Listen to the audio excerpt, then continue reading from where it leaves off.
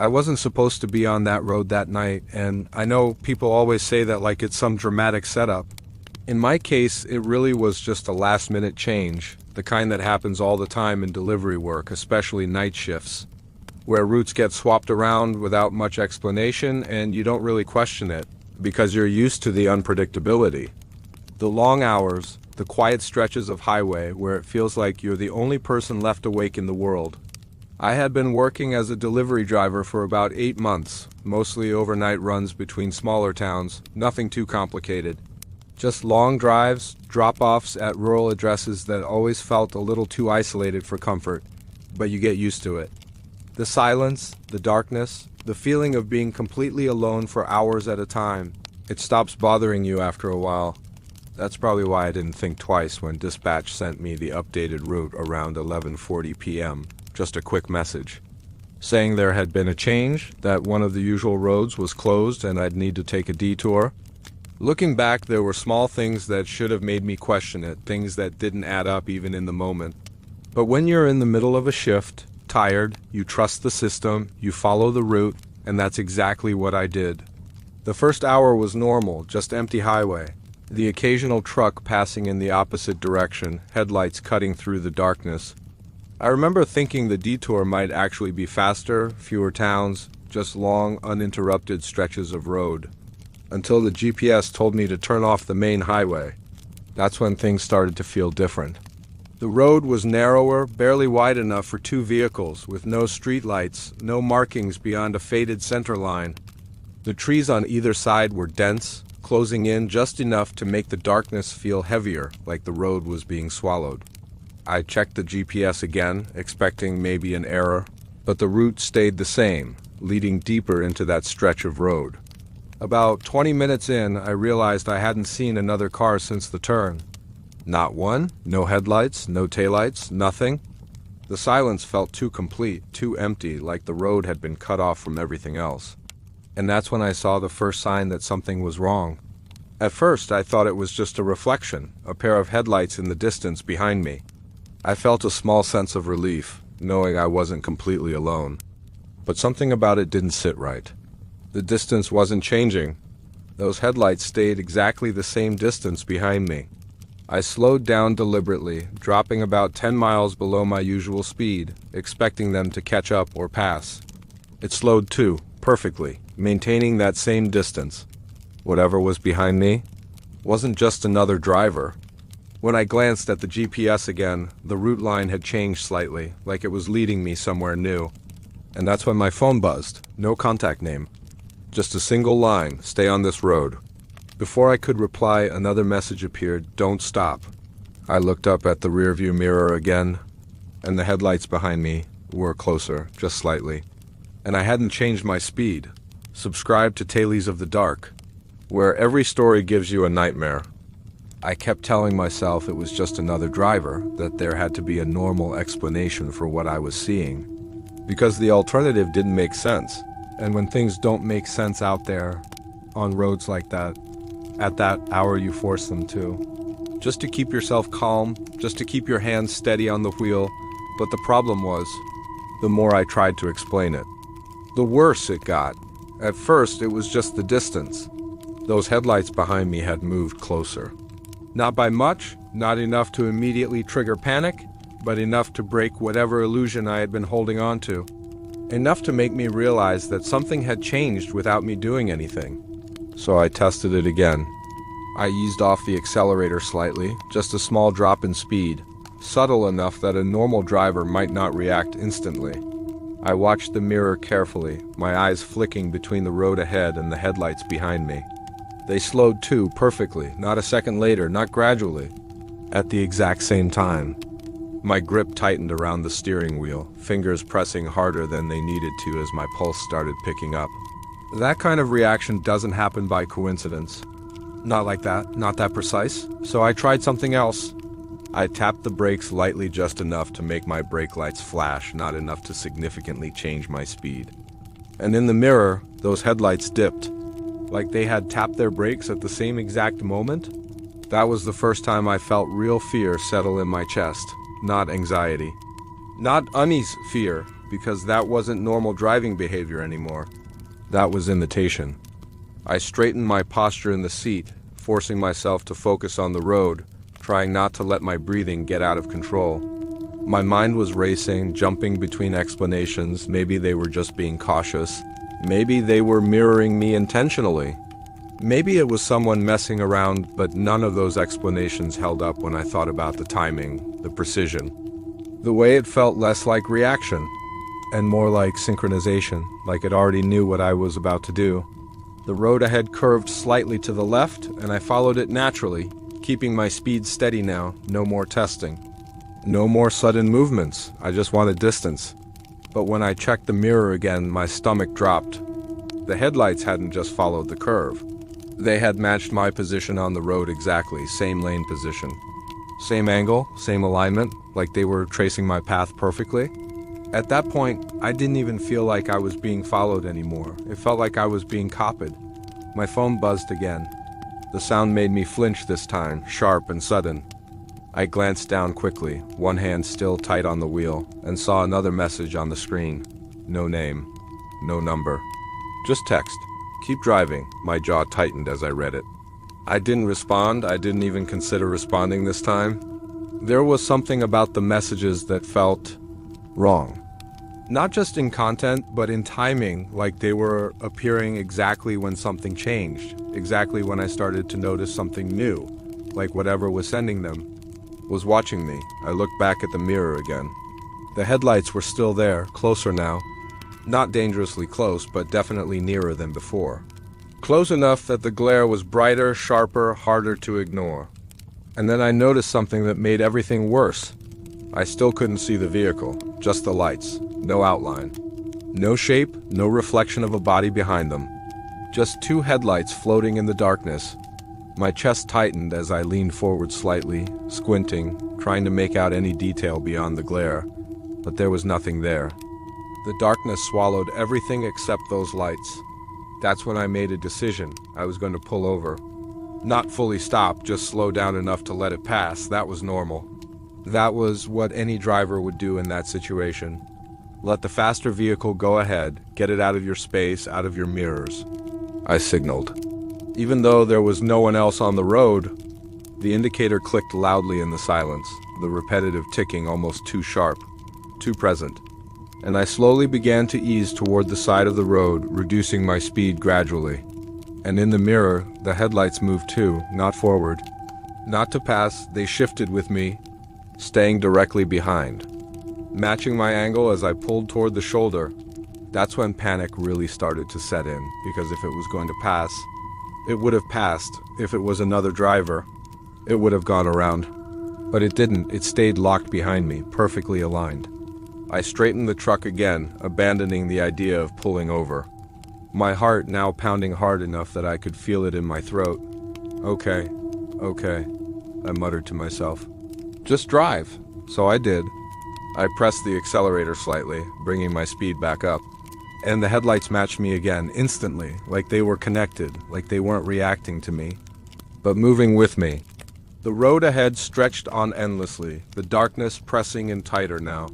The trees on either side seeming closer than before, the entire environment feeling more confined, more isolated, like I had gone too far down a path that wasn't meant to be taken. And then my phone buzzed again. I didn't want to look. I really didn't, but I did anyway. Because not knowing felt worse, the message was already there. Don't try to lose it, my stomach dropped. Not them, not me. I looked up slowly, back to the mirror. The headlights flickered for just a second. And for the first time, I saw something behind them. Not clearly, not fully, but enough. A shape, tall, wrong, sitting where a driver should be, and it wasn't holding the wheel. Because its arms were too long. Subscribe to Tales of the Dark, where every story gives you a nightmare. I couldn't stop thinking about what I had just seen in the mirror. It was a visual glitch in reality. A tear in the fabric of a normal Tuesday night. The shape behind the headlights, it didn't sit right. You know how when you see a person, your brain instantly recognizes the geometry of a human? The shoulders, the neck? This was wrong. The arms were the worst part. They looked too long, like they had extra joints. They didn't just hang. They reached, even while the thing was sitting inside a vehicle. I told myself it was just the darkness playing tricks, just my tired, caffeine-overloaded mind filling in the gaps. Not after the way it moved. It wasn't following me. Following implies a delay, but this was syncing. Every micro-adjustment I made, those headlights stayed exactly down to the millimeter at the same distance. The air in the cabin felt thick, smelling of old coffee and the faint, metallic scent of a heater running too long. If it wasn't reacting to me, it meant it already knew what I was going to do. It was move for move. So I did the only thing a panicked human knows how to do. I sped up. I didn't floor it at first. I just applied a little more pressure, the engine responding with a low, strained hum. I kept my eyes locked forward, staring at the black ribbon of the highway, forcing myself not to check the mirror. Please, I whispered to the empty passenger seat, just be further away. But when I finally looked, they were still there. To match an acceleration that precisely, it was too perfect, too controlled. My breathing became a ragged mess. I pushed the speed higher 75, 80. The trees on the side of the road became a blurred wall of jagged shadows. I leaned forward, my face almost touching the windshield. And then the headlights disappeared. They didn't fade. They were just gone. 1 second the mirror was flooded with glare. The next it was a black void. I felt a rush of relief so sharp it made my head light. I actually let out a dry, shaky laugh. It's over. But the relief died fast. There were no turnoffs, no driveways, no intersections. So where did he go? I saw them, ahead, not a mile down the road, not far off. They were right there just beyond my high beams. My entire body went ice cold. There was no way that vehicle could have passed me. It was as if it skipped space. I slammed my foot off the accelerator. The car in front slowed down instantly. It wasn't leading, it was containing me. I pulled the wheel left to swing around. He moved instantly, blocking the lane with terrifying precision. I reached for my phone, fumbling. I hit the emergency call button. I needed to hear a human voice. Instead, a low, rhythmic pulsing sound came through the speaker. Thump, thump. It sounded like a slow heartbeat. The phone buzzed. A text from Zero. You can't go around. A second message followed. You have to follow. I looked back at the road. The signs were blank. Flat metal with absolutely nothing written on them. I tried to turn around. The moment my tires touched the line, the headlights in front stopped dead. It shot backward toward me and fast forward. I yanked the wheel back. It was a shepherd. I was the sheep. My dashboard clock still said 12:44 a.m. The road began to curve, spiraling inward. Skeletal branches scraped the roof. The phone buzzed. We're almost there. Ahead, the road opened into a massive clearing. In the center sat a house. It was my house, but the windows were in the wrong places. The door was 10 feet tall. I wanted to run, but my hands wouldn't move. My feet were locked. I was sinking again. The figure stepped out. My own door handle clicked and swung open, pulled by an invisible force. The shape was tall and thin. Its arms reached the ground. It had no face, only 2 glowing white circles for eyes. And then my phone buzzed one last time. I kept following it because I didn't have a choice anymore. Not really. Every instinct in my body was telling me to turn around. I wanted to get off that road, to break away from whatever this was before it got worse. But there was nowhere to turn. No side roads, no openings, nothing but that narrow stretch of asphalt cutting through the darkness like it had been placed there deliberately. The more I drove, the more I started to realize something that made my chest feel tight. The road wasn't just unfamiliar, it was wrong. The curves didn't feel natural. The distance between them didn't make sense. It was like I'd been driving for miles, but nothing was changing. The trees looked the same. The spacing looked the same. Even the cracks in the road started to repeat in ways that felt impossible.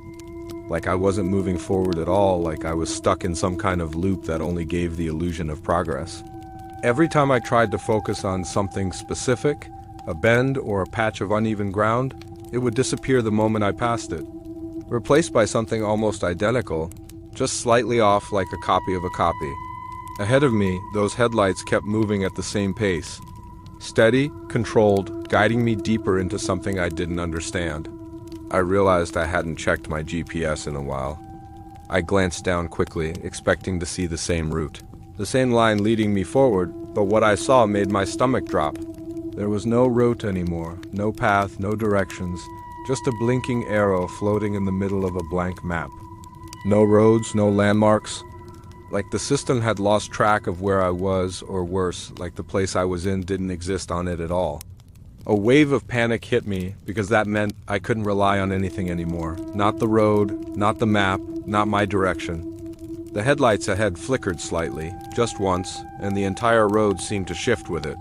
Not dramatically, but subtly. Like the edges moved inward, like the space around me tightened just a little more. I gripped the wheel harder as my breathing became uneven. My eyes darted between the road and the darkness, trying to find something stable, something real, but everything felt like it was slipping. Then I saw it, the first break in the pattern. A shape on the side of the road, something different from the endless trees. Something solid, still, and my heart jumped as I slowed slightly, my eyes locking onto it, trying to understand what I was seeing.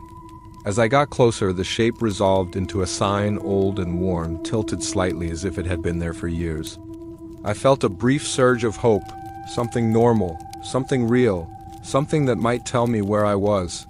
I leaned forward as I passed. The moment I read it, that hope collapsed instantly into something far worse. The sign didn't show a place name or a distance.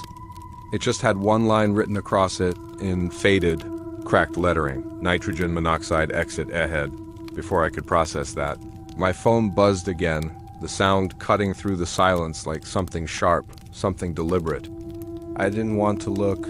Every message had only made things worse, confirming that whatever this was had more control than I did, but I looked anyway. The message was already there, waiting for me, simple, direct, impossible to misinterpret. You're not on a road anymore. My entire body went cold as I read it, my eyes snapping back up to the windshield, scanning the asphalt, the lines, the edges. The more I looked, the more it didn't feel like a road at all. The texture was wrong, too smooth in some places, too cracked in others. Ahead of me, the headlights slowed slightly, forcing me to slow with them. For the first time, I noticed something deeper in the darkness. A shape stretching across the road, something large that didn't belong there. As I got closer, my breath caught because it wasn't an object. It was a break, a gap, like the road itself just stopped, cut off into nothing, and those headlights, they didn't stop. They didn't hesitate, they just kept moving forward, right toward that empty space. My mind screamed at me to brake. But my foot hesitated for just a second too long. In that frozen second, I realized something worse than any crash could be. This wasn't leading me off the road. This was showing me that there had never been a road to begin with. Subscribe to Tales of the Dark, where every story gives you a nightmare. The moment I saw the road, and the moment I understood that what I'd been driving on wasn't leading anywhere real, something in me snapped out of whatever frozen state I'd been stuck in, and I hit the brakes hard, harder than I ever had before, my foot slamming down instinctively as the truck lurched forward slightly before slowing, the tires grinding against the surface beneath me. And for a second I thought I might lose control completely, that I'd skid straight into whatever that empty space ahead was, but the truck held, shuddering as it came to a rough stop just a few yards short of where the headlights had disappeared. And I just sat there for a second, gripping the wheel so tightly my hands hurt, my breathing uneven, my chest rising and falling too fast as I stared ahead at that gap in the road, my mind refusing to process it fully. The headlights were gone now, not fading, not distant, gone like they had never existed beyond that point. And for the first time since this started, I was completely alone again, or at least it felt like I was, because the silence that followed wasn't normal. It was heavier than that, thicker, like the air itself had changed. Stopping in the middle of nowhere is never a good idea. So I made a decision. I was getting out of there. I threw the truck into reverse. My movements rushed now, unsteady, my hands slipping slightly on the gear shift as I forced it back. The truck began to move, slowly at first, then a little faster as I backed away from that gap, my eyes flicking between the mirrors, and then the engine cut out. Just like that. No warning, no sputtering, no gradual failure, it just stopped. The truck jerked slightly as everything went dead, leaving behind that same heavy silence, deeper now, more suffocating. My hand immediately turning the key again, trying to restart it, once, twice, 3 times. But nothing happened, no ignition, no response. Come on, come on, I muttered under my breath, turning the key again, pressing harder this time like that would somehow make a difference. That's when I heard it. A sound from inside the cab, not loud, not sudden, just there. A faint shift behind me. My entire body went rigid instantly, my hand freezing on the ignition as my breath caught in my throat. I knew exactly what it was. It was the sound of weight shifting, of something moving against the seat or the floor, subtle but unmistakable. I wasn't alone in the truck. The realization didn't come all at once. It crept in, piece by piece. That presence you can't see but somehow know is there. Right behind you, in the back of the cab. I didn't turn around. I couldn't. Every instinct told me that looking at it would only make things worse, because my phone buzzed again. The sound was louder this time, closer, too close. I looked down slowly, my hands trembling slightly as I lifted the phone, my eyes locking onto the screen. The message was there, simple, clear. You stopped. My throat tightened. Another message appeared immediately after. So did I. My entire body went cold, because the moment I read that, I heard it again. That movement, closer this time, right behind my seat. And before I could stop myself, I glanced up at the rearview mirror, just for a second, just enough to see. Because in that reflection, I saw something sitting in the back seat. Not fully, not clearly, but enough to understand. Its head tilted at that same unnatural angle. Its limbs bent wrong, too long, pressed awkwardly against the sides. And the worst part, it wasn't looking out the window. It was looking forward, at me, through the mirror, perfectly still. My breath hitched violently as I snapped my eyes away, my heart pounding so hard it felt like it might burst. It wasn't following me anymore. It was inside the truck, and I had no idea how long it had been there. Subscribe to Tales of the Dark, where every story gives you a nightmare. I don't know how long I sat there without moving after I saw it in the mirror.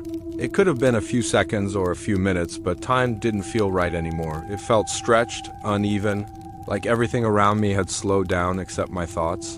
And those were racing so fast I couldn't hold on to a single one long enough to make sense of it. All I knew was that it was behind me inside the truck, close enough that if I moved even slightly, I might hear it again, feel it again, and that was enough to keep me completely still. My hands locked around the steering wheel, my breathing shallow and controlled, like I was trying not to be noticed by something that already knew exactly where I was. I told myself not to look again, not in the mirror. Not over my shoulder, nowhere, because whatever I had seen before was enough. But the problem with that kind of fear is that it doesn't stay quiet, it builds. It presses in from every side until doing nothing becomes worse than doing something. And the silence inside the cab was unbearable now, thick and suffocating, broken only by the faint ticking sound of the engine cooling down, and the sound of my own breathing, and then something else, a sound that didn't belong, a faint shift of fabric, a slow movement right behind me. My entire body tensed again, my jaw tightening as I stared straight ahead, refusing to react, refusing to give it anything, because that was the only thing I had left control over what I did. Where I looked, how I responded, but that control didn't last long, because then I heard it breathe. Not loud, not exaggerated, just there. A slow, uneven inhale, followed by something that almost sounded like it was trying to match my breathing, but failing. And that's when something inside me started to break. Because up until that point, no matter how wrong everything had been, there was still some distance, some separation between me and whatever this thing was. Whether it was behind me, ahead of me, outside the truck, there had always been space. But now, there wasn't. Now it was with me, close enough to hear, close enough to feel, and then it spoke, not clearly, not like a normal voice, but enough that I understood it. A low, strained sound, like something forcing air through a shape that wasn't built for speech. The words uneven, stretched in a way that made them hard to process at first, but they were there, unmistakable. You stopped. My chest tightened instantly, my fingers digging into the steering wheel as I froze completely. Every part of me locking up as that sound settled into my ears, into my mind, because actually hearing it, made everything real in a way nothing else had. It wasn't just something I was seeing anymore. It wasn't just something moving around me. It was aware, it was communicating, and it was doing it from right behind me. I didn't respond. I couldn't. My throat felt tight, dry, like the idea of speaking would somehow make things worse. Like acknowledging it directly would give it something I couldn't take back. For a few seconds, nothing happened. Just silence again. And then it spoke again, a little clearer this time. A little closer. You follow. The words dragged slightly, like they weren't coming naturally, like they were being pulled from somewhere, copied the same way it had copied my movements. My speed, everything else. And that thought hit me hard. It wasn't just talking. It was repeating, learning, adapting. My breathing became uneven again as I stared forward, my eyes unfocused now, my mind trying to piece together what that meant, what it wanted, why it was doing this. But there was no logic to hold on to, no explanation that made sense anymore. Then my phone buzzed again. I flinched this time, hard. The sudden vibration snapping me out of that frozen state just enough to make me react. My hand instinctively reaching for it even though I didn't want to. Even though I already knew it would only make things worse, the message was there. Don't answer it. My stomach dropped instantly, because that message didn't feel like the others. It didn't feel like it was coming from the same place. The tone was different, shorter, more urgent. And for the first time, it felt like a warning.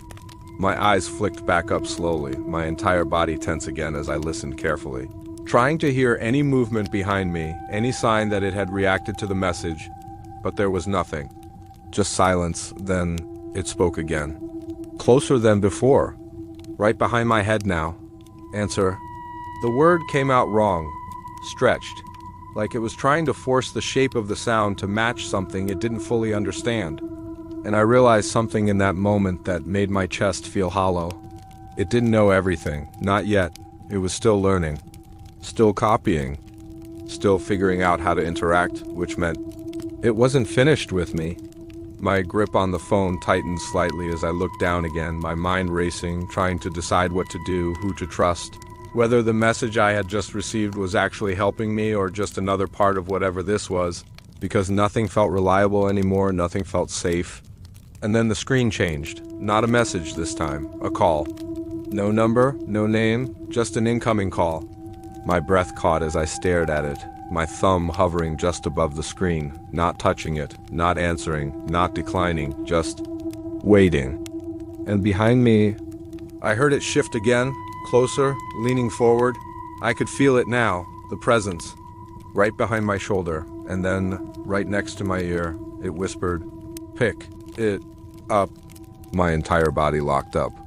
My heart pounding so violently it hurt, because in that moment, I couldn't tell which one I was more afraid of, the thing behind me, or whatever was calling me. Subscribe to Tales of the Dark, where every story gives you a nightmare. My thumb stayed frozen over the screen, hovering just above the accept button, and I swear in that moment it felt like everything depended on what I did next. Like there was still a choice, still some version of this where I could get out, where I could break whatever was happening before it locked in completely. But the longer I hesitated, the worse it got. Because the ringing didn't sound normal anymore, it wasn't just coming from the phone, it was everywhere. Faint at first, then louder, echoing inside the cab like it was coming from the walls, from the seats, from behind me. And I could feel it leaning closer, its presence pressing in beside my head, waiting, listening. And that whisper from before still echoed in my ear, stretched and wrong. Pick it up, I should have declined it. I should have thrown the phone out the window. I should have done anything but what I did next. But I answered, the ringing stopped instantly, and for a second, there was nothing, no voice, no sound, just silence. The kind of silence that feels too heavy, too complete, like something is waiting on the other end, deciding what to say. Then I heard it. Not through the speaker, not from the phone. From behind me. Good. The voice was clearer now, still wrong, still stretched. But closer to human than before, and that was worse. Because it meant it had learned. My chest tightened as I stared forward, my eyes wide, unfocused. My entire body locked in place. This wasn't just something following me, it was using me. The phone screen changed in my hand. The call didn't end. It shifted, turned into something else, a live video. The same angle, high in the corner of a room. A single chair in the center, empty. And in the corner of the screen, the viewer count read 0. But this time, something was different. The room wasn't empty, not completely. Because in the far corner, barely visible in the darkness, something moved, tall, thin, its head tilted at that same unnatural angle. My breath caught in my throat because I could see it more clearly now. It had structure now, form, detail, and the closer it got, the more it looked like me, like a distorted version of my own body. Then the camera in the video shifted slightly, just enough to reveal something new. The chair in the center of the room wasn't empty anymore. My chest tightened painfully as the realization hit me. This wasn't happening on the road. The road had just been the path, the transition. The darkness outside changed, replaced by something else, something that looked a lot more like the room on the screen, like the two spaces were merging. My phone buzzed one last time. I looked down slowly. The message was already there. You made it. The thing that looked like me stepped closer to the chair, closer to the version of me sitting in it, and then it leaned down slightly and whispered something I couldn't hear. But I didn't need to, because at that exact same moment, right next to my ear, I felt it, its breath, and somewhere far away. On a long, empty road that doesn't exist on any map, a delivery truck is still running. Headlights on, engine idling, waiting for the next route, waiting for the next driver, waiting for someone else to follow. Subscribe to Tales of the Dark, where every story gives you a nightmare,